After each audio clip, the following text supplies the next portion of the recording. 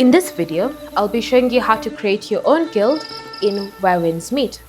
Now all you need to do is simply go ahead and ensure that your account is at least at a level 20 and that you've completed the first campaign. Once you've done that, you can then go ahead and open up menu and select guild under the social section. From here, simply choose one of the guild type introductions such as exploration, combat, or even leisure. Once you've done that, you can just go ahead and choose create, and then based off of the guild type that you've chosen, you'll be creating your guild under that specific type. From here, you can then go ahead and enter in the guild name that you're going to be using.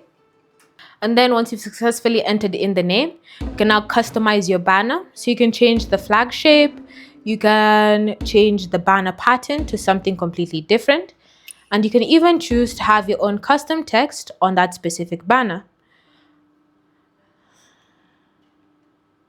Then once you're finished customizing your banner, simply select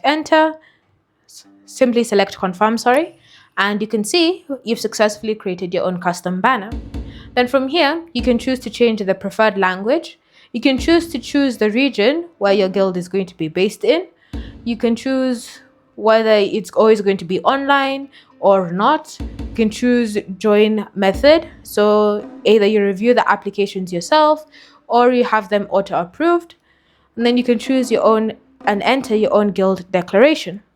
Once you found all of that, simply select found, and then you'll be able to have successfully created your own guild. You may experience some issues whenever it comes to creating your guild, and this could simply be because the guild name that you've currently selected has already been used. So go ahead and just ensure that everything is okay, and then select found again.